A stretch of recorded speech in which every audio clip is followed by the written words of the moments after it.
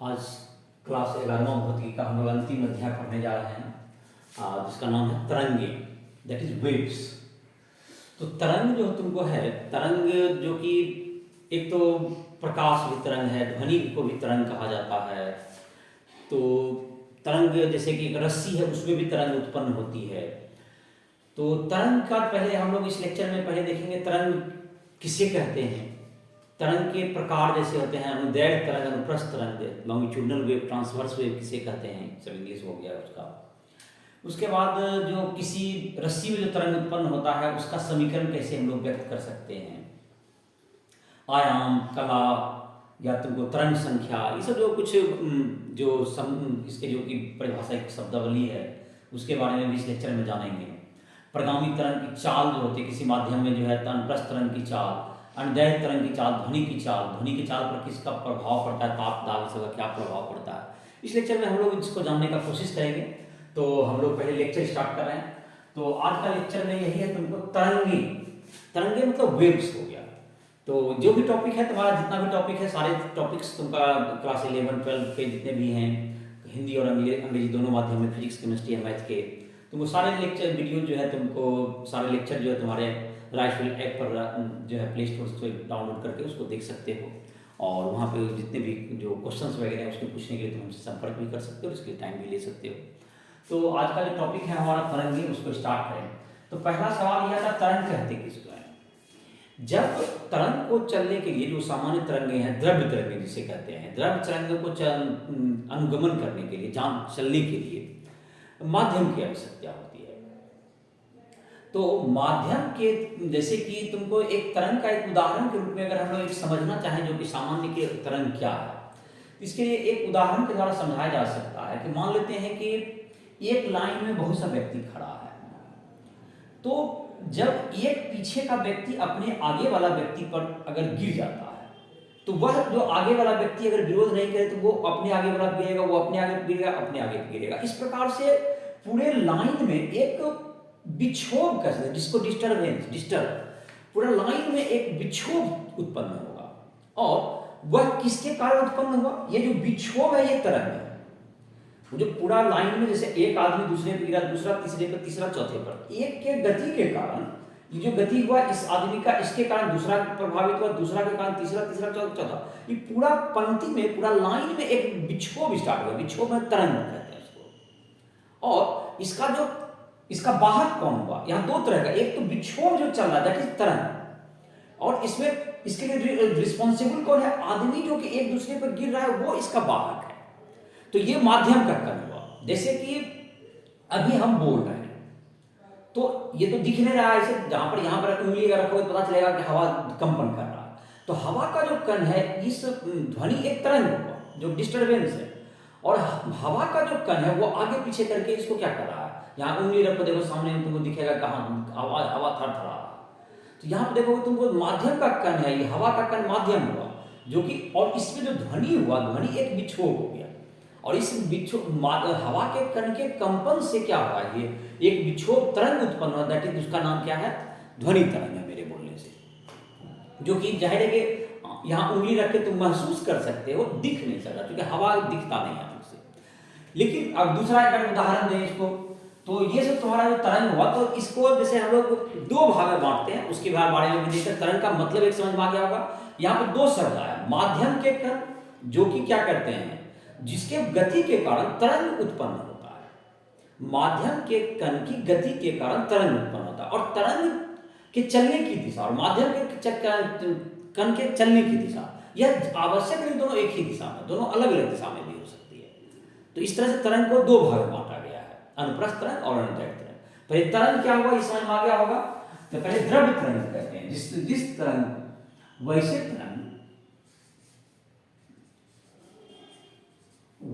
तरंग या तरंग पहले लिखे था। चलो पहले इसको थोड़ा सा, माध्यम के कण की गति के कारण, पहले परिभाषा बदल लेते हैं।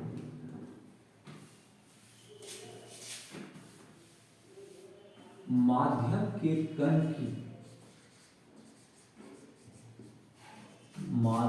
के कण की गति के कारण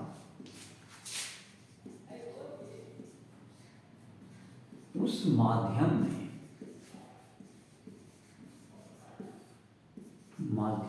एक विक्षोभ उत्पन्न होता है, एक विक्षोभ उत्पन्न होता है, विक्षोभ उत्पन्न होता है, जिसे तरंग कहते हैं, जिसे तरंग कहते हैं, जिसे तरंग कहते हैं। एक विक्षोभ उत्पन्न होता है जिसे हम लोग तरंग कहते हैं। तो ये जो तुम तरंग है, तुमको माध्यम के कण की गति, माध्यम के कण की गति, कण की गति एवं तरंग गति के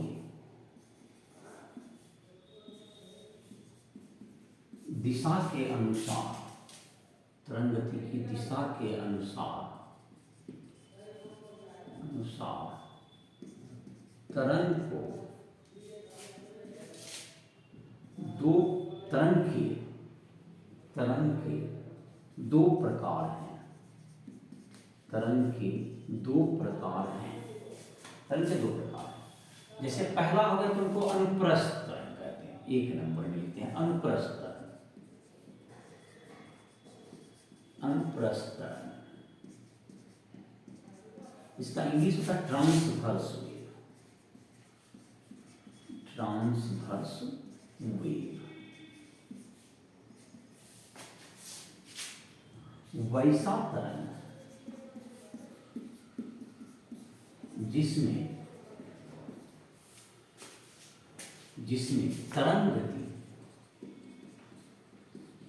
तरंग गति एवं माध्यम के कण की गति एवं माध्यम के कण की गति एक दूसरे के लंबवत होती है, एक दूसरे के लंबवत होती है, उसे अनुप्रस्थ तरंग कहते हैं, उसे अनुप्रस्थ तरंग कहते हैं, उसे अनुप्रस्थ तरंग कहते हैं। तो अनुप्रस्थ तरंग का ये हुआ तुमको मतलब कि जिसमें कि दोनों का एक दूसरे पर लंबवत हो। जैसे उदाहरण के रूप में जैसे कह सकते हैं इसमें कि जैसे कि तुमको रस्सी कल्पना है, दोनों एक कल्पना को एक रस्सी मानते हैं, यहाँ से यहाँ तक बंधा हुआ है, तो रस्सी के कण को जब हम यहाँ पर कण को इधर कंपन करते हैं, जैसे कि गिटार सितार ऐसा बजाते हो, तो रस्सी के कण को ऐसे हम लोग डिस्टर्ब करते हैं। ये जो रस्सी का कण है ऐसे ऊपर नीचे कंपन करेगा, लेकिन एक जब रस्सी का ये कण अगर डिस्टर्ब होगा, रस्सी का ये वाला बिंदु यहाँ पर, तो ये अपने बगल वाला डिस्टर्ब करेगा, बगल वाला अपने बगल वाला करता है। तो ये जो विक्षोभ है ये इस ढंग से जा रहा है, ये तरंग गति की दिशा हुई, और रस्सी के कण का दोलन ऊपर नीचे हो रहा है। तो इसका मतलब अगर रस्सी में जो तरंग उत्पन्न हुआ, ये कैसा तरंग हुआ, ये दोनों एक दूसरे के लंबवत है। तरंग गति, तरंग जैसे एक रस्सी का कण ये ऊपर नीचे जो कंपन किया, तो ये उसके अपने बगल वाला को डिस्टर्ब करेगा, अपने बगल वाला अपने बगल वाला करेगा। इस प्रकार यह जो विक्षोभ है इस ढंग से तुमको गमन करते रहेगा। लेकिन माध्यम के कण का गति क्या हो रहा है, एक दूसरे के मतलब तरंग गति के लंबवत जा रहा है। इस तरह का जो तरंग हो गया दैट इज अनुप्रस्थ तरंग। और एक जो तुमको होता है जिसमें कि दोनों की दिशा समान होगी, तो उसका हम लोग आगे देखें। इसका जैसे उदाहरण के रूप में कहें, इसका उदाहरण हो गया तुमको रस्सी में उत्पन्न तरंग, रस्सी में उत्पन्न तरंग, इसका उदाहरण कर सकते हैं हम लोग रस्सी में उत्पन्न तरंग। चलो यहीं पर लिख देते हैं उदाहरण में, उदाहरण हो जाएगा तुम्हारा रस्सी में उत्पन्न तरंग, रस्सी में उत्पन्न तरंग। दूसरा हो सकता है जैसे तुमको तालाब में उत्पन्न तरंग, तालाब में जैसे झलक है, तालाब में उत्पन्न तरंगे। और प्रकाश तरंग भी इसी में उदाहरण आता है। ऐसे वो तुमको जाहिर है कि उसमें माध्यम की जरूरत नहीं पड़ती है, लेकिन इसको इसी श्रेणी में रखा है, ऐसे इसका उदाहरण में लिखिए। तो ये अनुप्रस्थ तरंग का उदाहरण है। जैसे कि एक और भी उदाहरण से इत्यादि, तो जैसे कि तालाब में जैसे कि तुमको या याद होगा कोई तालाब में तुम देखोगे अगर कोई पत्थर फेंक दें तो तालाब में देखोगे थोड़ा पानी का कण ऊपर नीचे ऐसे करेगा, और ये जो विक्षोभ है तुमको इस ढंग से आगे बढ़ेगा, एक दूसरे के लंबवत होगा दोनों। इसलिए ये भी क्या होगा, तालाब में जो पत्थर फेंकने वाले ये पानी का कण देखोगे तो महसूस करो ऐसे ऊपर नीचे कंपन करता है और विक्षोभ ऐसे बढ़ता है। तो इसका मतलब दोनों एक दूसरे के लंबवत जा रहा है। यह भी कैसा विक्षोभ हो गया, जो कि तुमको हो गया अनुप्रस्थ तरंग। तो अभी जैसे कि कुछ उदाहरण है, एक उदाहरण है उसमें भी तुमसे पूछा जाएगा अनुप्रस्थ अनुदैर्ध्य का। पहले अनुदैर्ध्य तरंग का हम लोग परिभाषा लिख लेते हैं, उसको मिटा ही देते हैं, या अनुप्रस्थ मिटा देते हैं, तुमको आसानी से आ जाएगा। तो दूसरा नंबर है तुमको अनुदैर्ध्य तरंग। जैसे पहला अनुप्रस्थ तरंग जिसका हो गया तुमको कि जब माध्यम के कण की गति और तरंग गति एक दूसरे के जब लंबवत दिशा में जाए तो यह कैसा तरंग उत्पन्न होता है, यह अनुप्रस्थ तरंग उत्पन्न होगा। और जब तुमको दोनों एक दूसरे के दिशा में हो, जब दोनों की जो दिशा है वह एक ही दिशा में, एक ही रेखा के अनुदिश हो, तरंग गति और माध्यम के कण की गति जब एक ही दिशा में हो तो वह कहलाएगा अनुदैर्ध्य तरंग, लॉन्गिट्यूडिनल, वह कहलाएगा लॉन्गिट्यूडिनल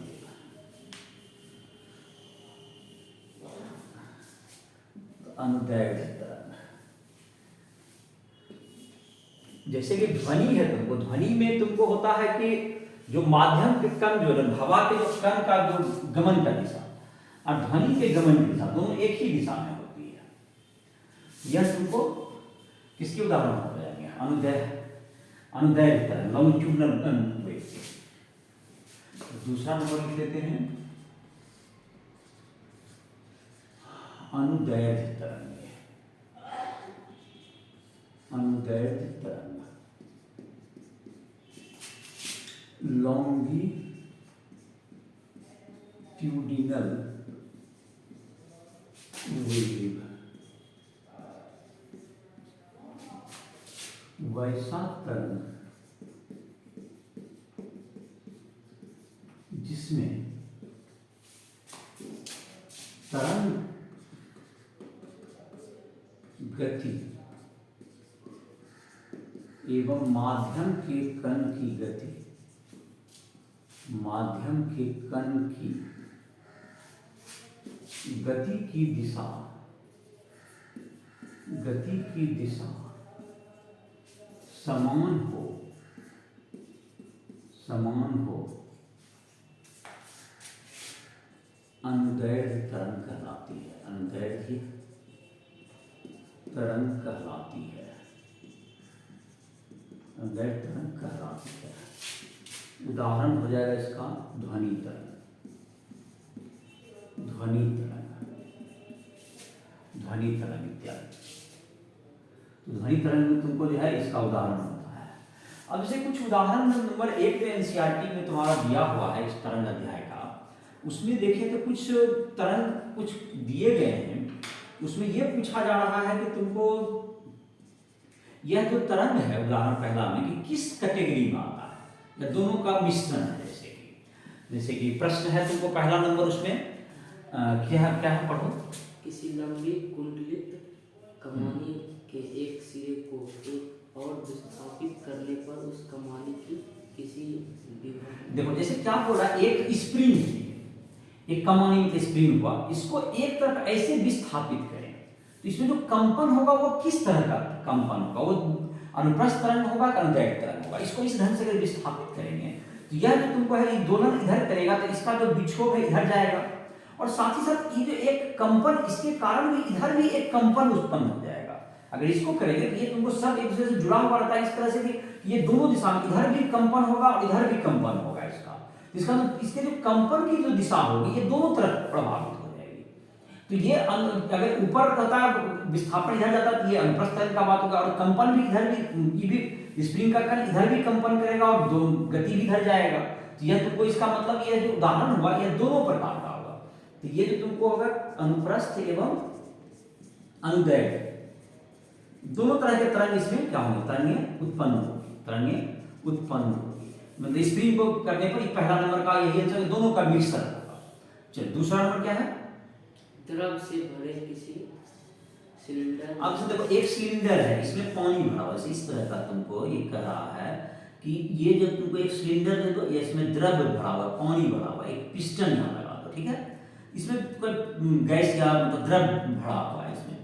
अब इसको कोई पिस्टन को ऊपर नीचे करेगा, तो इसमें एक क्या होगा, जैसे इसको हम दाबेंगे तो दबेगा इधर पीछे, तो देखो पिस्टन के दबने की दिशा और माध्यम के जो कण की दिशा, दोनों कंपन की दिशा दोनों क्या लग रही है। इससे एक जैसे इसको दाबेंगे हम तो दाबेंगे जो उसमें सटा हुआ है, लेकिन वो दूसरा को दाबेगा, वो दूसरा को दाबेगा, एक डिस्टर्बेंस चला, और तो माध्यम का कण इधर दब रहा है, इधर गति कर रहा है, विस्थापन और जो तुमको है तरंग गति भी जो क्या है, तरंग की जो जा रहा है वो भी इसी दिशा में है। तो ये कैसा तरंग का उदाहरण होगा, ये तुमको अनुदैर्घ्य तरंग का उदाहरण होगा। किस तरह का उदाहरण होगा, ये अनुदैर्घ्य तरंग इसमें उत्पन्न होगा। ये चित्र से समझ में आ रहा होगा। तीसरा नंबर, जल के पृष्ठ पर चलती मोटर बोट द्वारा। अब देखो मोटर बोट जब चलेगा तो मोटर बोट देखो जैसे ऐसे चला, ऐसे भी इधर वाला पानी डिस्टर्ब हुआ तो आगे पीछे करेगा, और साथ ही साथ पानी इधर जाएगा तो इधर भी एक तरंग उत्पन्न करेगा। तो मोटर बोट अगर इधर जाती, इधर वाला पानी ऐसे ऐसे डिस्टर्ब हो रहा था, ये तुमको दैर्घ्य हो गया, और ये जब इधर वाला डिस्टर्ब हुआ तो ये अनुप्रस्थ हुआ, तो दोनों का क्या होगा, ये अनुप्रस्थ एवं दैर्घ्य का कॉम्बिनेशन हो जाएगा इसमें। चौथा नंबर, किसी कंपयमान क्रिस्टल द्वारा वायु में उत्पन्न प्रासरव्य। देखो जो ध्वनि तरंग होता है वायु में अगर उत्पन्न करते हैं, प्रासरव्य का मतलब एगो तो हो गया जो कि श्रव्य ये हो गया, जैसे जिसकी आवृत्ति 20 से हम लोग जो हमारा जो कान सुन सकता है 20 हर्ट्ज से 20,000 हर्ट्ज तक का आवृत्ति को सुन सकता है, यह श्रव्य सीमा कहलाती है। तो इससे जो ऊपर का जो ध्वनि होता है 20,000 हर्ट्ज से ऊपर का, इसको हम लोग प्रासरव्य ध्वनि कहते हैं, अल्ट्रासाउंड, प्रासरव्य ध्वनि, जिसको नाम आजकल अल्ट्रासाउंड जो कर सुनते हुए अल्ट्रासाउंड जिसको कहते हैं, अल्ट्रासाउंड जो करवाता है इसलिए इनका नाम फेमस सुना होगा। तो ये जो एक तरह से ध्वनि है, तो ध्वनि किस श्रेणी में जाता है, तो ये भी तुमको प्रासरव्य तरंग भी, अल्ट्रासाउंड क्या है, साउंड है, ये अनुदैर्घ्य का कैटेगरी में आएगा, अनुदैर्घ्य मतलब लॉन्गिट्यूडनल में आएगा, लॉन्गिट्यूडनल कैटेगरी में आएगा। ये चार उदाहरण से तुमको इसमें समझ में आ गया कौन किस कैटेगरी में गया। कुछ जगह होता है कि दोनों तरफ से डिस्टर्बेंस हो जाएगा तो तुमको कॉम्बिनेशन हो जाएगा, और ये तुमको उदाहरण नंबर 1 था। अब जैसे कि कंपन होता है, जैसे कि हम लोग पिछले दोलन अध्याय में पढ़े थे कि कंपन होता है, तो कंपन जब कम करेगा तो उसका जो अधिकतम विस्थापन है उसको हम लोग आयाम कहते हैं। 1 सेकेंड में जितना बार वह कंपन करेगा, तो जितना कंपन करेगा दैट इज कॉल्ड उसका आवृत्ति कहते हैं। ये कंपन करने में जो कि कुल समय लगता है एक पूर्ण कंपन में, पूर्ण दोलन में, उसे क्या कहते हैं, आवर्तकाल कहते हैं। ये सब परिभाषाएं हमने पढ़ी है। तो और तरंग दैर्घ्य जैसे इसमें पढ़ेंगे, अभी तरंग दैर्घ्य हमने तो पहले पिछले लेक्चर में, पिछले अध्याय में नहीं था, एक वो सब पढ़ेंगे। तो तरंग का वेग उससे कैसे रिलेटेड होगा, इन सबों का परिभाषा हम लोग तो शब्द को समझेंगे। तो कुछ परिभाषाएं जो कि सामान्य होती है, कुछ हम लोग परिचित भी है, कुछ हम लोग नया भी इसमें पढ़ेंगे। तो उसे हम लोग स्टार्ट करके थोड़ा थोड़ा इसका जो शब्दावली है उसको समझ लेते हैं, फिर तरंग का समीकरण, इन सबों की ओर हम लोग धीरे धीरे बढ़ेंगे। तो पहले तो हम लोग देखते हैं कुछ पारिभाषिक शब्दावली है, जैसे कि आयाम है जो कि पहले से हम लोग परिचित हैं, तो उसको भी थोड़ा लिख लेते हैं। आवृत्ति है, आवर्तकाल है, तो ये सबको भी थोड़ा थोड़ा जान लेते हैं। फिर कुछ नए भी जो शब्दावली है, जैसे तरंग दैर्घ्य, तरंग का वेग, उसका सूत्र क्या होगा, उसमें संबंध, इन सबको छोटी छोटी बातें को हम लोग देखते हैं। तो इसका हेडिंग ये है पारिभाषिक शब्दावली। कुछ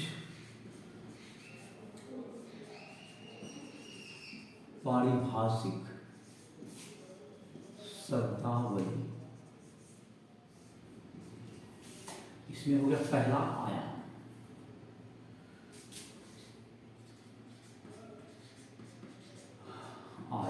एम्पलीट्यूड, एम्पलीट्यूड किसी कण की, किसी कण के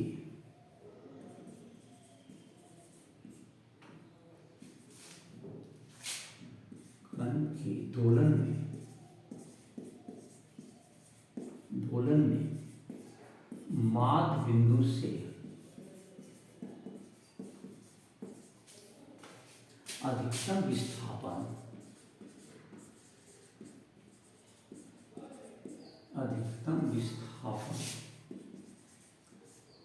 आयाम कहलाता है, आयाम कहलाता है। तो जैसे कि कंपन करता है कोई चीज, जैसे कि पहले से भी तुम परिचित हो गई है माध्य बिंदु हुआ, इसके इर्द गिर्द जैसे ऊपर नीचे कंपन हो सकता है, या इधर बाएं दाएं करेंगे तो जहां तक जाएगा, ये जैसे बड़ा करके दिखाएं, यहाँ तक अगर गया तो ये जो दूरी होती है, फिर यहाँ से कंपन करके ये यहाँ गया, फिर ऐसे आया, फिर इधर जाता है, इस तरह से क्या होगा, तुम दोनों तरफ बराबर दूरी तय करेगा, तो ये जो तुमको हो गया ये आयाम होता है। इसी को क्या कहते हैं हम लोग, आयाम कहते हैं। ये भी हो गया चाहे ये जो होगा तुमको ये आयाम कहलाता है। आयाम को हम लोग इससे रिप्रेजेंट करते हैं, ये एम्पलीट्यूड इसका इंग्लिश होता है, तो ए से रिप्रेजेंट करते हैं संकेत। तो ये कंपन जैसे हो गया, जैसे कि अब जैसे कि हम रस्सी को ऊपर नीचे हिला रहे हैं, जितना ऊपर से यहाँ माध्य बिंदु हुआ यहाँ पर, इससे ऊपर तक यहाँ तक गया, यहाँ तक आया, ये तुमको क्या होगा, यहाँ से यहाँ तक ये जो तुम्हारा माध्य बिंदु यहाँ तक जो विस्थापन वाला दिखता है दैट इज आयाम होगा, इसका विस्थापन। दूसरा है आयाम के बाद लिख सकते हैं हम लोग, आयाम के बाद आवृत्ति जैसे कह सकते हो, आयाम के बाद आ गया तुमको आवृत्ति। आवृत्ति, आवृत्ति का इंग्लिश होता है फ्रीक्वेंसी। तो आयाम तो दूरी है, तो इसका मात्रक मीटर वगैरह होगा। फ्रीक्वेंसी प्रति सेकेंड कंपनों की संख्या, कंपनों की संख्या उस कंपन की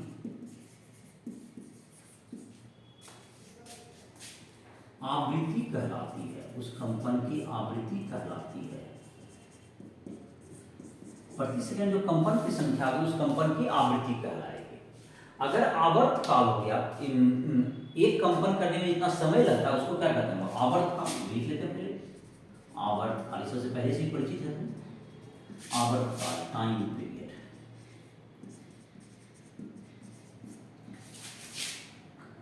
कंपन को, कंपन या दोलन को पूर्ण करने में लगा समय, लगा समय आवर्त काल कहलाता है, आवर्त काल कहलाता है। कंपन या दोलन करने में जो समय लगेगा आवर्त काल कहलाएगा। तो जैसे देखो आवर्त काल अगर t है तो 30 सेकेंड में एक दोलन, जैसे कि आवर्त काल अगर t है, कैपिटल T लिखते हैं आवर्त काल को, तो आवर्त काल और आवृत्ति में से संबंध की बात करें तो अगर आवर्त काल t है तो t समय में एक दोलन होगा, तो एक सेकंड में एक ही नियम से क्या हो जाएगा, t सेकंड में एक दोलन, तो एक सेकंड में कितना दोलन हो गया, 1/t। तो 1/t जो हो गया एक सेकंड में जो दोलन की संख्या हो दैट इज कॉल्ड आवृत्ति। तो आवृत्ति और इसमें क्या संबंध हो गया, आवृत्ति बराबर 1/आवर्त काल। जैसे क्या बताया कि t सेकंड में एक दोलन हुआ, t सेकंड में एक दोलन हुआ, तो t सेकंड में अगर एक दोलन होगा तो एक सेकंड में जितना दोलन होगा वो कहलाएगा दोलनों की संख्या, दैट इज आवृत्ति इसको कहते हैं। तो आवृत्ति का जो एसआई मात्रक है उसको प्रति सेकंड भी कह सकते हैं, लेकिन उसको एक नया नाम दिया गया जिसको हम लोग हर्ट्ज के नाम से जानते हैं, hz उसका संकेत लिखते हैं। या तुमको एक वैज्ञानिक है जिसके हर्ट्ज के सम्मान में ये हर्ट्ज लिखा गया, इसको प्रति सेकंड को हर्ट्ज कहते हैं। तो आवृत्ति जो होती है तुमको, आवृत्ति न्यू बराबर 1/आवर्त काल, 1/आवर्त काल t, या न्यू बराबर 1/t। तो इसको कैसे बताया, इसको कैसे याद करना है, t सेकंड में एक दोलन, एक सेकंड में कितना दोलन, 1/t, एक ही नियम से। और इसी एक सेकंड में कितना दोलन है उसको क्या कहते हैं, आवृत्ति कहते हैं। तो आवृत्ति बराबर तब क्या होगा, 1/t हो गया, समझने के लिए तुमको यहाँ बता दिए। और जहां तक मात्रक की बात है, आवृत्ति का एसआई मात्रक, एसआई मात्रक बराबर प्रति सेकंड, या जिसको हर्ट्ज कहते हैं, हर्ट्ज, या hz इसका सिंबल हो गया, hz, या सेकंड -1। तो ये होगा तुमको आवृत्ति का मात्रक हो गया, इसको हर्ट्ज ही कहते हैं, हर्ट्ज ही बोलना होगा, उसका हर्ट्ज ही मात्रक है। अब है तुमको, ये तो पहले से ही परिचित था। अब जैसे कि तरंग दैर्घ्य एक शब्द आता है। तरंग एक सेकेंड, एक आवर्त काल में तरंग जितना दूरी तय करेगा वह क्या कहलाएगा, आवर्त काल, उसको तरंग दैर्घ्य कहते हैं। या तरंग का जो होता है तुमको समान कला के जो कि दो बिंदु होते हैं, माध्यम के दो कण जो कि समान कला में कंपन कर रहे हैं, उसके बीच की दूरी क्या कहलाती है, उसके बीच की दूरी तरंग दैर्घ्य कहलाती है। और समान कला में अगर आ गया हो, समान कला में है वो और एक ही दिशा में जा रहा है, तो वो क्या कहलाएगा, दूरी तरंग दैर्घ्य के बराबर होगा। जैसे कि तुमको एक तरंग है, जैसे कि एक रस्सी में एक तरंग उत्पन्न हो रहा है, जो इस तरह का तरंग आएगा, तो इस तरह का एक तरंग है रस्सी में चल रहा है। तो अगर तुम देखोगे एक तरह का जो तुमको बिंदु है, जैसे ये तुमको देखो जो सबसे उच्चतम बिंदु पर यहाँ तक जो सबसे ऊपर तक जाता है, तो ये जो दो कण जो कि अभी जैसे इसमें रस्सी में तरंग उत्पन्न हो रहा है, तो ये जो दो कण देख रहे हैं, ये जो दो कण हैं जो कि समान कला में है, और ये तुमको जो है क्या क्या है, तुमको इन दोनों के बीच की जो दूरी होगी यह तुमको तरंग दैर्घ्य कहलाएगी। इसको हम लोग क्या कहेंगे, इस दूरी का नाम हो गया तरंग दैर्घ्य, इसको लेमडा से नोट करते हैं। या अगर तुम यहां से भी ले सकते हो कि जो तुम्हारा है इसको हम लोग गर्त भी कहते हैं, ये भी दूरी जो तुम्हारा होगा जो सबसे नीचे भी, यहां से भी ले सकते हैं, यह भी किसके बराबर होगा, तरंग दैर्घ्य, इसको इंग्लिश में कहते हैं वेव लेंथ, इसका संकेत होता है लेमडा, इसको कहेंगे। तो इधर भी ये भी दूरी तुम्हारा तरंग दैर्घ्य के बराबर होगा। तरंग तो ये जो तुम्हारा दूरी हो गया, तो तरंग में वे कण जो क्या हो जाए, समान कला में कंपन कर रहे हों, उनके बीच की दूरी, उनके बीच की दूरी क्या कहलाएगी, दैट इज तरंग दैर्घ्य। लिख लेते हैं, समान कला में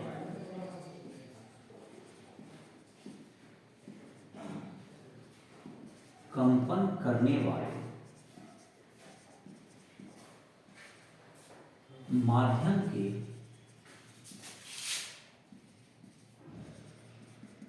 कणों के बीच की दूरी,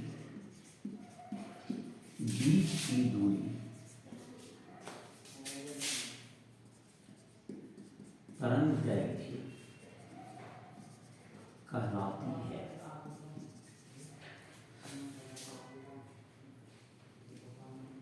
या तुमको यहां से यहां तक कण के बीच में एक का दोलन कंप्लीट हो जाता है, तो यहां से यहां तक जाने में इसको समय जो लगेगा, अगर एक जो किसको तरंग को इधर से इधर जाने में जो एक समय जो लगता है, यही एक आवर्त काल कहलाता है।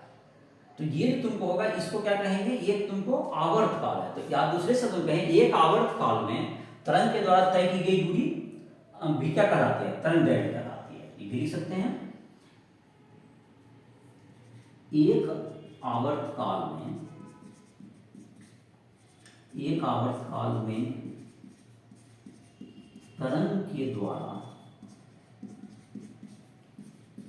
तय की गई दूरी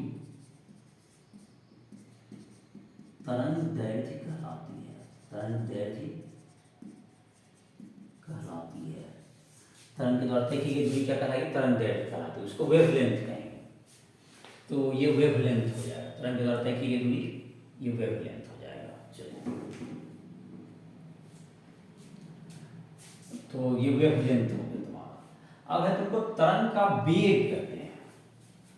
तरंग का वेग मतलब एक समय में, एक इकाई समय में तरंग जितना दूरी तय करेगा वो क्या कहलाएगा, तरंग का वेग कहलाएगा। इकाई समय में तरंग जितना दूरी तय करेगा वह क्या कहलाएगा, उसका वेग कहलाता है। इकाई समय का मतलब हो गया एक सेकेंड में तरंग के द्वारा तय की गई दूरी, दैट इज तरंग का वेग कहलाएगा। इकाई सेकंड में, प्रति सेकंड इकाई समय में कण के द्वारा तय किया गया, तरंग के द्वारा तय किया गया दूरी जो होगा वह तरंग का वेग कहलाएगा।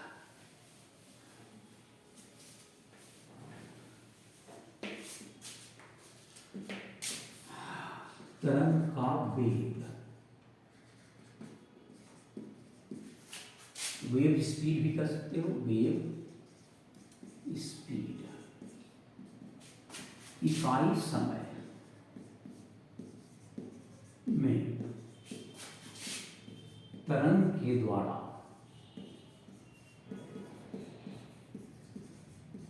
तय की गई दूरी, तय की गई दूरी तरंग का वेग कहलाता है, तरंग का वेग कहलाता है। इकाई समय में जो दूरी तय करेगा वो तरंग का वेग कहलाएगा। 1 सेकेंड में इतना दूर चला गया तो वो तरंग का वेग हो गया। तो हम लोग अभी पढ़े थे आवर्त काल में, आवर्त काल T में तरंग के द्वारा तय की गई दूरी, तय की गई दूरी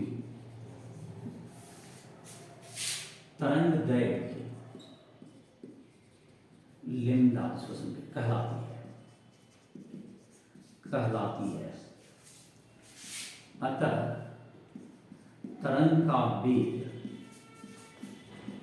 v बराबर तरंग इकाई समय t सेकेंड में अगर लेमडा दूरी है तो 1 सेकेंड में कितना जाएगा, लेमडा बटे टी, लेमडा बटे टी, v बराबर क्या होगा, लेमडा बटे टी।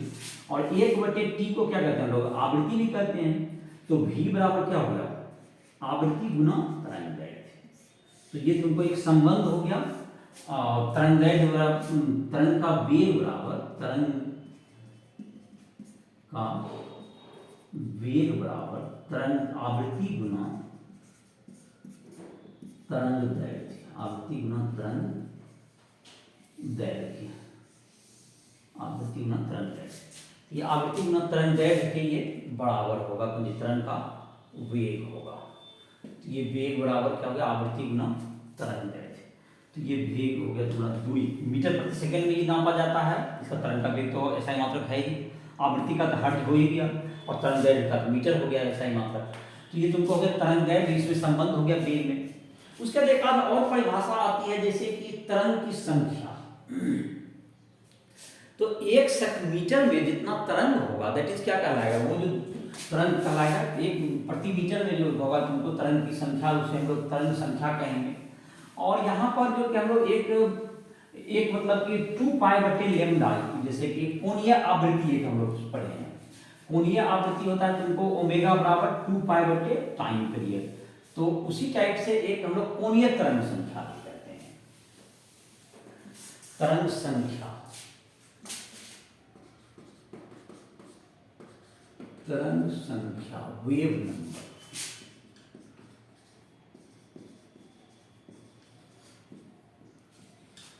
इकाई दूरी में उपस्थित तरंगों की संख्या, उपस्थित तरंगों की संख्या, उपस्थित तरंगों की संख्या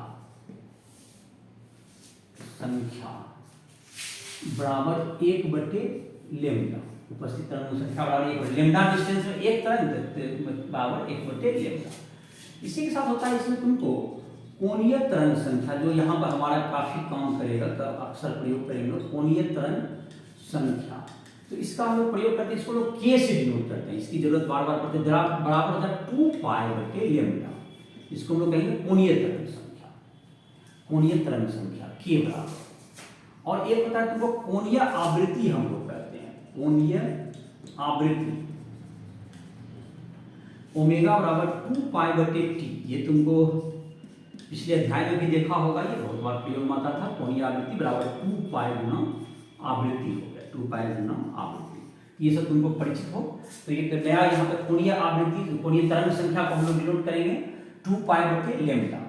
अब जैसे कि कोणीय तरंग संख्या जो होगा तुमको, अगर इसको और थोड़ा बढ़ाएं, कोणीय तरंग संख्या को ओमेगा के रूप में लाने की कोशिश करें।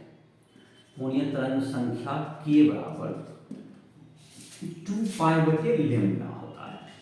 तो इसको अगर आवृत्ति से ऊपर नीचे गुणा करते हैं, ठीक है, 2 पाई गुना आवृत्ति को ओमेगा कहते हैं और भी इसको क्या कहते हैं, इसको भी कहते हैं तरंग का वेग हो गया, तरंग का वेग, और ये हो गया कोणीय आवृत्ति। इन सबों में एक दूसरे में संबंध हुआ, जो कि भी बराबर क्या होता है, फ्रीक्वेंसी गुना वेवलेंथ तरंगदैर्घ्य। तो ये तुम्हारा हो गया, ये संभव में एक दूसरे में संबंध कुछ बता दिए, ये सब पर आधारित है तुमको। इस सब के बाद हम लोग जो है परिभाषिक शब्दावली लगभग हम लोग कंप्लीट कर लिए, जिसकी जरूरत पड़ेगी अक्सर इस अध्याय में। तो उसका हमने कुछ नाम वगैरह लिख लिया, उसका संकेत, इन सबों के बारे में हम लोगों ने पढ़ा। अब हम लोग अभी पढ़ेंगे कि तरंग का वेग के संदर्भ में तरंग का समीकरण कहते हैं। जब कोई तरंग, जैसे कि रस्सी में उत्पन्न तरंग कर सकते हैं, रस्सी में उत्पन्न तरंग का समीकरण उसको किस प्रकार रिप्रेजेंट करेंगे हम लोग। तो जाहिर है कि रस्सी जो तरंग उत्पन्न होगा वो कैसा तरंग होता है, वह तुमको अभी बताया थे अनुप्रस्थ या अनुदैर्घ्य। अगर याद करने की कोशिश करो तो यह देखा होगा कि रस्सी का जो कण है तुमको, अगर उसको मान ले कि वह y दिशा में चल रहा है तो तरंग किधर चलता है, x दिशा में। तो ये दोनों एक दूसरे के लंबवत चल रहे हैं, लंबवत जब चलते हैं तो इसका मतलब यह कैसा तरंग होगा, लंबवत गति करेगा तो यह तुमको ट्रांसवर्स वेव होगा, दैट इज अनुप्रस्थ तरंग होगा। तो रस्सी में जो उत्पन्न तरंग होगा उसका समीकरण क्या होगा, जिसको हम लोग कहते हैं, उसमें जो तरंग अगर वह माध्यम में चल रहा है तो उसको हम लोग प्रगामी तरंग कहते हैं। पर किसी माध्यम में अगर एक तरंग गति कर रहा है तो वह कहलाता है प्रगामी तरंग। तो प्रगामी तरंग का समीकरण कह सकते हैं इसको, या रस्सी में उत्पन्न, रस्सी लेते हैं या तुमको ये ऐसा भी कर सकते हैं, रस्सी के बजाय और भी जगह पर तुमको अनुप्रस्थ तरंग उत्पन्न हो सकता है, तो उसके लिए रस्सी हटा दीजिए, सब ये भी कर सकते हैं, रस्सी का आधार पर आप समझिए। तो इसका लिख सकते हैं अनुप्रस्थ प्रगामी तरंग का समीकरण, ऐसा हेडिंग कर दीजिए, प्रगामी तरंग का समीकरण। जैसे उसका एक उदाहरण हो गया तुमको रस्सी में जो तरंग उत्पन्न होती है, इसके उदाहरण हो गए। तो जैसे कि तुमको एक रस्सी में जो मानते, एक तुमको यहाँ पर इसको समझें, एक रस्सी है हमारे पास, इसमें एक विक्षोभ हमने यहाँ पर एक डिस्टर्बेंस उत्पन्न किया, ऐसे करके ऐसे उत्पन्न हुआ, यहाँ का कण यहाँ चला गया, ऐसा हुआ। और यह जो तुमको रस्सी में है, ये मान लेते हैं कि तुमको ये मूल बिंदु है, ये यहाँ पर हो गया तुमको y अक्ष हो गया ये, और ये तुमको मूल बिंदु है, इसको हम लोग x अक्ष कहते हैं। तो जो कण है, जो तरंग है तुमको, यह तुमको इस दिशा में आगे बढ़ेगी, तरंग गति इधर होगा, तरंग गति है इधर, तरंग गति इधर होगी, और माध्यम के कण किधर दौड़ करेंगे, ऊपर नीचे करेंगे। और यह जो विक्षोभ है, यह विक्षोभ क्या होगा, इस तरंग इस माध्यम में आगे बढ़ेगा। यह विक्षोभ जो है, जो कि अभी है यहाँ पर, ये मान लेते हैं कि ये कुछ देर के बाद क्या होगा, जिसका तो इसका चाल है, तरंग का चाल है कितना v है, तो जाहिर है कि यह v स्पीड से जा रहा है, तो ये कुछ देर के बाद यहाँ तक भी पहुंच जाएगा, इस जगह पहुंचेगा। तो यह जो तुमको है, यह माध्यम में आगे बढ़ रहा है, इसलिए यह तरंग प्रगामी तरंग हो गई। इस माध्यम में ये धीरे धीरे आगे बढ़ाएगा, यही डिस्टर्बेंस है जो कि यहाँ पर डिस्टर्ब हुआ, फिर आगे बढ़ेगा, फिर आगे बढ़ेगा, ये इस तरह से रस्सी में एक जगह से दूसरा जगह चलता जाएगा। तो इसका समीकरण को लिखेंगे, क्या करते हैं हम लोग, किसी जगह पर जो कि अगर तुमको एक जो बिंदु है, जनरल बिंदु, जिसका कि नियामक x है, t समय में, t समय पर स्मॉल t समय में जिसका जो विस्थापन होगा मध्य बिंदु से जो होगा, वह अगर लिख दें हम लोग तो वह किसका समीकरण को बताएगा, वह प्रगामी तरंग के समीकरण को बताएगा। तो किसी कोई तरंग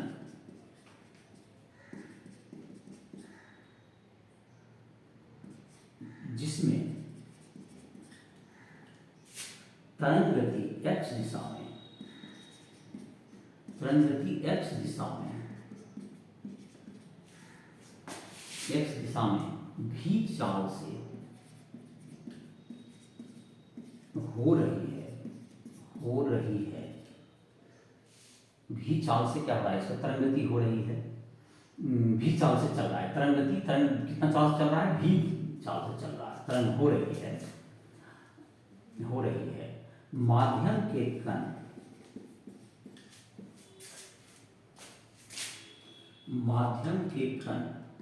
y दिशा में, y अक्ष के अंतिश गतिशील हैं। तो इस प्रगामी तरंग का समीकरण,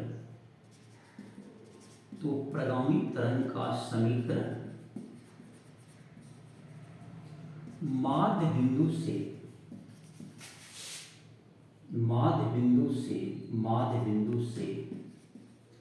t समय में x नियामक पर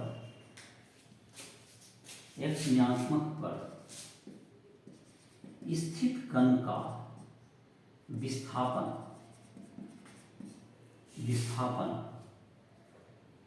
उसका समीकरण देता है। तो जैसे कि इसको लिख सकते हैं y x, t, यह तुमको क्या देगा, तुमको समीकरण को बताएगा, यह एक समीकरण को बताएगा।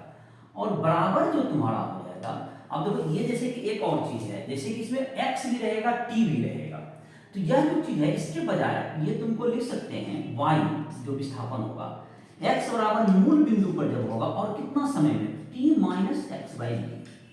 देखो ये क्या चीज लिखे इस बात को अगर समझे तो ये तुमको है x t समय पर x नियामक के कण का माध्य बिंदु से माध्य स्थिति से विस्थापन। जैसे कि यहां पर का जो बनेगा ये x दूरी पर है, तो ये माध्य स्थिति से कितना विस्थापित है उसको बता रहा है ये। तो यह दोनों बराबर क्या होगा, यहां से यहां तक आने में कण को कितना समय लगा। ये अगर x विस्थापन है, ये अगर x यहां पर, ये तुमको अगर ये मूल बिंदु है तुम्हारा, तो मूल बिंदु है तुम्हारा, ये मूल बिंदु से जा रहा है, कण कहां से जाना शुरू किया, मूल बिंदु से स्टार्ट किया यहां से, और ये यहां तक जाने में इसको ये x दूरी है, ये यहां तक गया तो x है, तो कितना समय लगा, यहां से यहां तक जाने में लगा समय x बटे v होगा। x ये दूरी क्या है तुमको, ये x है, तो समय कितना होगा, समय जाने में लगा समय बराबर होगा x बाई v। तो जो कि जाने में यहां से यहां तक जाने में लगा समय x बटे v, लगा समय क्या हो जाएगा, लगा समय बराबर x बटे v। तो जब यहां पर का कण जो कि x पर का कण जो t समय में जो इतना विस्थापित होगा उतना ही विस्थापन होगा मूल बिंदु का कण t minus x by v. क्योंकि यहां से यहां तक यहां t समय हो गया, तो यहां पर कितना समय पहले रहा होगा, या x बाई वी समय पहले रहा होगा, तो x बराबर 0 पर कितना होगा t minus x by v. इसी दोनों को बराबर लिखा गया है। यहां पर जो t समय में जो विस्थापन होगा ये मूल बिंदु पर यह t minus x by v समय में विस्थापन होगा।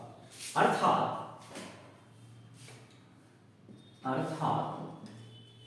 यहां पे लिख देते हैं, अर्थात t minus x by we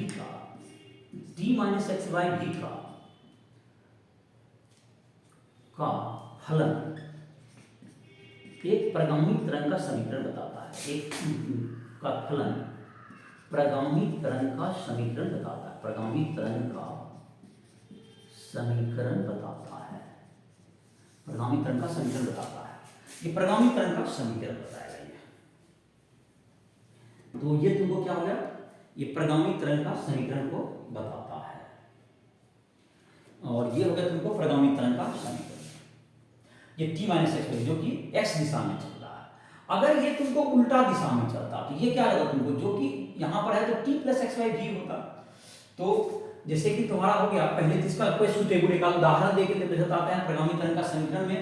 जैसे कि एक जो सबसे कॉमन जो कि हम लोग साइन जो होता है, साइन कॉस जो होता है, तो उसमें साइन या कॉस के रूप में क्या करते हैं लोग, एसएचएम को भी हम लोग व्यक्त करते थे।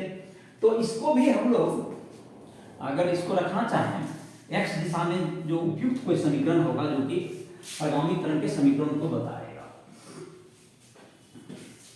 तो अभी तक हम लोगों ने पढ़ा y x, t बराबर कोई फलन अगर t minus x by v का होगा, ये प्रगामी तरंग का समीकरण बताएगा। तो y x, t बराबर एक समीकरण लिखते हैं, जैसे कि विस्थापन है ये, तो पहले तो एक कोई विस्थापन देना पड़ेगा आपको आगे, उसका साइन के रूप में, क्योंकि ये जो तुमको है बार बार रिपीटिंग फॉर्म होता है साइन और कॉस, साइन। और जाहिर है कि यहाँ पर t minus x by v लिखेंगे इसमें, लेकिन यहाँ तो कोण होता है, तो कोण में कभी भी क्या होगा, कोण जो होता है विमाहीन होता है। तो अगर एक जगह उपयुक्त विमा देना है तो एक आपको एक राशि देनी होगी, और उसके बाद ही t माइनस एक्स वाई भी को लिख सकते हैं हम लोग। ये t इसका ये हो जाएगा, मतलब क्या है, इसका प्रति सेकेंड हो जाएगा मात्रा, इसका सेकेंड हो जाएगा, दोनों का मात्रा खत्म हो गया, बीमा भी खत्म हो जाएगा, क्योंक't नहीं तो ये उपयुक्त फंक्शन नहीं होगा। तो यह क्या होगा तुमको, एक परिगामी तरंग का समीकरण हुआ। तो ये तुम्हारा हो गया वाई एक्स टी बराबर, इसको लिखते हैं ए साइन, अगर ब्रैकेट तोड़ दें तो omega T minus omega x बटे भी। इसको हम लोग क्या कहते हैं, वेव नंबर कहे थे, तो ओमेगा टी माइनस के एक्स, ऐसा भी लिख सकते हैं। अभी तुमको वाई एक्स टी बराबर ए साइन ओमेगा टी माइनस के एक्स, के को कहते हैं हम लोग, ये तुमको इसको इसीलिए डिफाइन कर दो, इसको के को हम लोग कहेंगे कोणीय तरंग संख्या, कोणीय तरंग संख्या कहेंगे।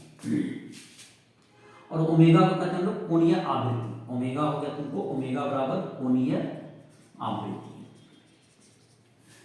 यह समीकरण, यह एक्स दिशा में चलने वाली परिगामी तरंग का एक समीकरण है, परिगामी तरंग का एक समीकरण है। अब जैसे कि इसी को लिख सकते हैं, जैसे माइनस, अगर ये तुमको परिगामी तरंग, जैसे कि ये विस्थापन ऊपर की तरफ है, तब तो मानते हैं आपने ये लिखा। और इसी प्रकार हम लोग इसको क्या लिख सकते हैं, y बराबर वाई एक्स टी, इसको y में लिख देंगे ए साइन के एक्स माइनस ओमेगा टी भी हो सकता है, माइनस भी चिन्ह लग सकता है, उससे कोई दिक्कत नहीं है, ये भी समीकरण हो जाएगा। और ऋणात्मक अगर प्लस चिन्ह दे देंगे तो ऋणात्मक एक्स अक्ष की ओर जाने वाली तरंग का समीकरण वाई एक्स टी बराबर ए साइन के एक्स प्लस ओमेगा टी, उल्टा हो जाएगा टी प्लस एक्स वाई भी, ये तुमको ऋणात्मक एक्स अक्ष की तरफ जाने वाला तरंग का समीकरण होगा। और ये हो गया धनात्मक एक्स अक्ष की ओर जाने वाले तरंग का समीकरण। तो जैसे कि इसमें क्या होगा, तुमको यह जो तरंग होता है, तुमको साइन कॉस इसलिए देने देते हैं, कॉस में भी लिख सकते हैं, जो चीज साइन में हमने लिखा है इसी प्रकार से क्या लिखा जा सकता है, कॉस में भी लिखा जा सकता है। तो वह भी किसका बताएगा, परिगामी तरंग के समीकरण को बताएगा। तो यह तुमको इस समीकरण को कॉस के रूप में भी व्यक्त किया जा सकता है। साइन कॉस में तो पाई/2 कला का अंतर होता है, तो साइन कॉस, साइन में है तो कॉस में भी रिप्रेजेंट कर ही सकते हैं, जैसा कि हम लोग सरल आवर्त गति में भी पिछले अध्याय में देख रहे थे। तो अभी तुमको देखते हैं इसका, जैसे इन सबों पर जो तुमने पढ़ा, इस समीकरण के आधार पर एक क्वेश्चन है तुम्हारा, उदाहरण दिया हुआ है इस अध्याय का, जो तरंगे अध्याय का जो एनसीईआरटी बुक में दूसरा अध्याय क्वेश्चन है, अगर उसको देखते हैं तो उसमें है तुमको दिया हुआ एक समीकरण है, उदाहरण नंबर 2 है तुम्हारा, उसमें एक समीकरण दिया गया है वाई एक्स टी बराबर, तुमको दिया हुआ है उसका समीकरण दिया हुआ है, तो उसमें से कुछ राशि, जैसे कि हम लोग अभी जो पढ़े हैं परिभाषिक शब्दावली, उसके आधार पर कुछ राशि का मान पूछेगा। तो क्वेश्चन पढ़ो। किसी जोड़ी के अनुदिश गमन करती तरंग का विवरण इस प्रकार दिया गया है,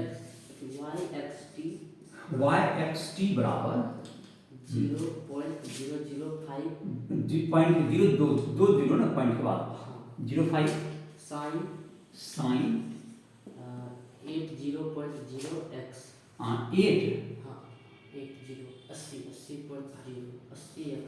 80 एक्स माइनस 3t। तो देखो ये जो तुम्हारा है, तो ये समीकरण दिया हुआ है।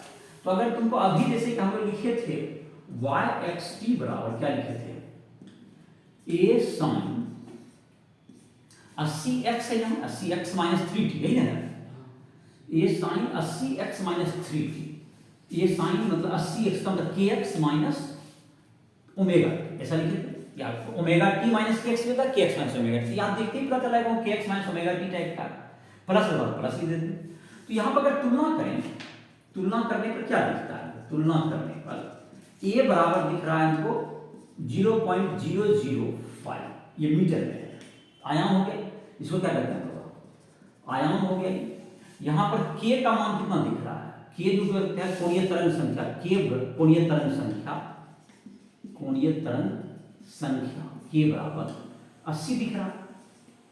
और कोणीय आवृत्ति जो तुमको होगा ये प्रति मीटर में होगा सर, और 80 टी, और ये तुम्हारा होगा प्रति मीटर में होगा 80 प्रति मीटर। कोणीय आवृत्ति जो होगा तुम्हारा ओमेगा बराबर 3 लिखा है। तो ये तुम्हारा ये स्टेप है। अब कुछ प्रश्न दिए गए हैं। पहला प्रश्न क्या है, क्या आपको निकालने कहा जा रहा है? पहला है सर आयाम।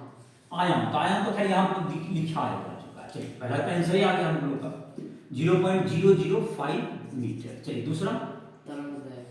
तरंग दैर्घ्य। देखो हम लोग के पास k है, तो k बराबर क्या होता है तरंग दैर्घ्य, k बराबर होता है 2 पाई बाय लैम्डा। ये हमने परिभाषा पढ़ा, तो लैम्डा बराबर क्या है 2 पाई बाय k। तो k का मान जब मेरे पास है 2 गुना 3.14 बाय 80 हो गया इसका। k का मान कितना है हमारे पास 80, तो 6.28 बाय 80, तो कितना आंसर आ जाएगा भाग देकर 7.85 सेंटीमीटर आ जाएगा। हाँ सेंटीमीटर। हाँ तो इसको मतलब कि अगर ये मीटर में आ जाएगा कि 7.85 इंटू 10⁻² मीटर हो गया, दैट वाज 7.85 सेंटीमीटर हो गया। ये मीटर में आ जाएगा फिर सेंटीमीटर। तो ये तुम्हारा लैम्डा हो गया। तीसरा नंबर आवर्तकाल एवं आवृत्ति परिकलित कीजिए। तीसरा नंबर आवर्तकाल मतलब ओमेगा हमारे पास है 3, और ओमेगा का याद होगा ओमेगा बराबर 2 पाई बटे टी होता है। तो टी बराबर क्या है 2 पाई बटे ओमेगा, तो 2 पाई बटे 3, तो 2 गुना 3.14 बटे 3, तो 6.28 बटे 3, तो 2.09 2.09 सेकेंड। और आवृत्ति बराबर क्या था 1 बटे आवर्तकाल। आवृत्ति म्यू बराबर 1 बटे आवर्तकाल, 1 बटे 2.09, तो लगभग हो गया कितना 0.5 0.48 हर्ट्ज। चलिए हो गया लगभग। तो ये तीन पार्ट था। तो जाहिर कि जो समीकरण है उसे तुलना करके हम लोग पहले इसका मान निकालें, फिर जो पारिभाषिक शब्दावली से जिसमें अभी जो संबंध बताया था उसको सबको ध्यान रखोगे, तुम्हारा क्वेश्चन आसानी से बन गया। अब है तुमको इसके बाद है एक दिया हुआ है तुमको एक टॉपिक है इसमें कि प्रगामी तरंग का जो तुम्हारा था जो कि रस्सी जो तरंग उत्पन्न हुआ उसका वेग कैसे निकलेगा, वेग तरंग का वेग क्या होगा।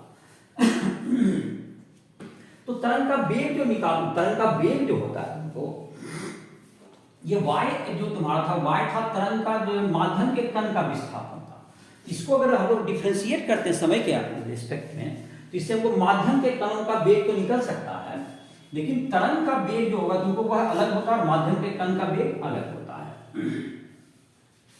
तो ये जो इस समीकरण का जो हम लोग है y का डिफरेंशिएशन करके अवकलन करके हम लोग माध्यम के कण का वेग निकाल सकते हैं, लेकिन तरंग का वेग निकालने के लिए हमको अलग जरूरत पड़ेगी। तो इसको कैसे क्या करते हैं देखते हैं। इसको अनुप्रस्थ तरंग का रस्सी में अनुप्रस्थ तरंग गति अनुप्रस्थ तरंग गति किसी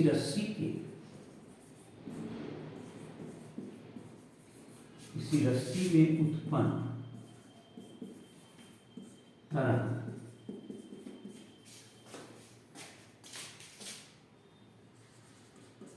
का वेग उस रस्सी के तनाव T एवं उस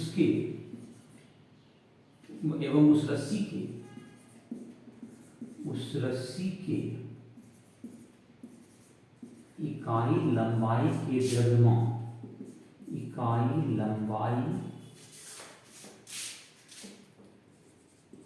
के द्रव्यमान इसको m लिख सकते हैं पर निर्भर करता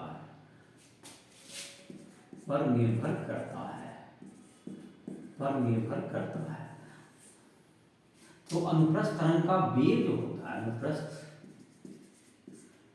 तरंग का वेग जो रस्सी में उत्पन्न होगा वेग भी बराबर √T/m होता है √T/m। वेग टी बाई एम। इसका जो सूत्र का जो डेरिवेशन है वो हम लोग के बुक में नहीं है इसका, जैसे कि एस वगैरह का बुक देखोगे तो उस समय इसका दिया गया है, तो उसके आधार पर जब पढ़ाई होती है तो इसका डेरिवेशन किया जाता है। नहीं तो अभी जो तुम्हारा जो सिलेबस है उसमें इसके डेरिवेशन की जरूरत नहीं है। तो इसका सिर्फ तरंग का वेग का सूत्र याद करना, v बराबर रूट अंडर तरंग का वेग, अनुप्रस्थ तरंग का जो रस्सी में जो अनुप्रस्थ तरंग का वेग है v बराबर root under t by m. और इसमें ध्यान रखना है कि टी क्या है, तो टी के बारे में तो रस्सी का तनाव है, टी बराबर मतलब रस्सी का तनाव, फिर से लिखते हैं टेंशन, बल जो होता है न्यूटन में होगा ये, और एम होता है इकाई लंबाई का द्रव्यमान, रस्सी के इकाई लंबाई का द्रव्यमान, रस्सी के इकाई लंबाई का द्रव्यमान, इकाई लंबाई का द्रव्यमान, रस्सी के इकाई लंबाई का द्रव्यमान हो गया एम। तो इकाई लंबाई का द्रव्यमान किस में जाएगा, केजी प्रति मीटर में होगा, इसका हमें सही मात्रक रखना है केजी प्रति मीटर, ध्यान रहे इसका मात्रक भी लिख दें, क्योंकि सिर्फ द्रव्यमान से नहीं होगा, द्रव्यमान 1 मीटर का द्रव्यमान निकालिएगा जितना का दिया हुआ रहेगा, तब ये तुमको वेग निकल जाएगा। इस सूत्र के आधार पर ही हमको ये सूत्र का डेरिवेशन नहीं पढ़ना, सिर्फ समीकरण का याद रखना है।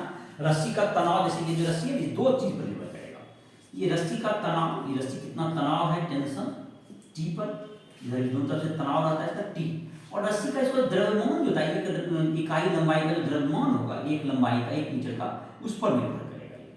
तो ये तुमको इसका सूत्र पर एक प्रश्न दिया हुआ तुम्हारी किताब में, उसको बना देते हैं, पढ़ो क्वेश्चन पढ़ो। तीसरा नंबर उदाहरण, एक क्वेश्चन है तुमको दिया हुआ, 0.72 मीटर लंबे किसी स्टील के तार का द्रव्यमान 5×3 kg है। यदि तार पर तनाव 60 न्यूटन है तो तार पर अनुप्रस्थ तरंगों की चाल क्या होगी? हाँ देखो, अनुप्रस्थ तरंगों की चाल का सूत्र डायरेक्ट है हमारे पास, v बराबर root under t by m. देखो इसी सूत्र को बैठाएंगे, एनसीईआरटी का उदाहरण नंबर 3 की बात करें, एनसीईआरटी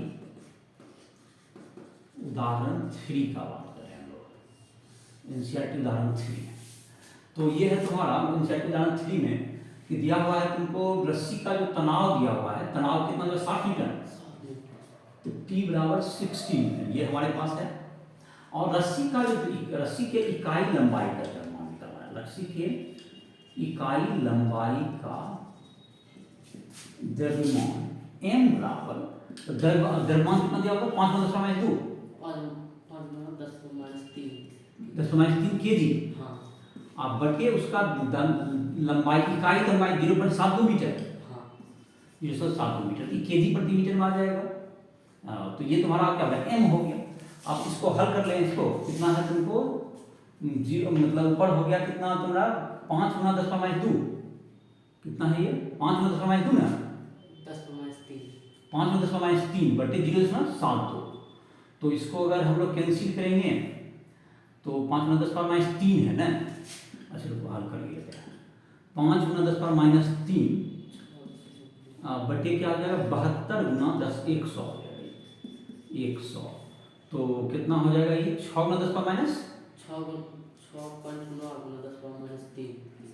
6.9×10⁻³ केजी पर मीटर, 6.9×10⁻³ लिखा हुआ है, हाँ आ ही जाएगा सर।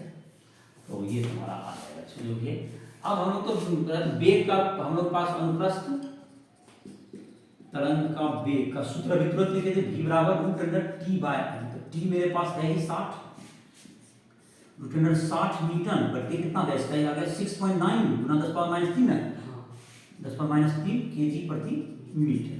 तो ये अगर मीटर प्रति सेकंड में आ जाएगा तुम्हारा, तो कितना आंसर हो गया 93 मीटर प्रति सेकंड आंसर हो गया। तो ये तुम्हारा अनुप्रस्थ तरंग का वेग हो गया, इसके ऊपर डायरेक्ट है, इसमें कोई दिक्कत नहीं है। तो अब ये तुम्हारा था यहाँ तक का, आज इस लेक्चर में हमने शामिल किया। इसके बाद जो अगले लेक्चर में हम लोग पढ़ेंगे, दैट इज पढ़ेंगे हम लोग अनुप्रस्थ तरंग का। तो ये हो गया तुम्हारा अनुप्रस्थ तरंग का बारे में। अगला लेक्चर में हम लोग जो है ध्वनि तरंग के बारे में पढ़ेंगे, और ध्वनि तरंग का वेग, फिर उससे जुड़ा हुआ तुमको विस्थापन, उन सबों की चर्चा हम लोग नेक्स्ट लेक्चर में करेंगे, उस पर जो ताप दाब का प्रभाव है।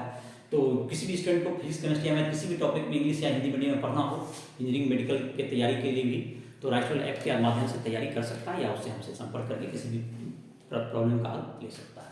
इस साथ लेक्चर को समाप्त कर रहे हैं।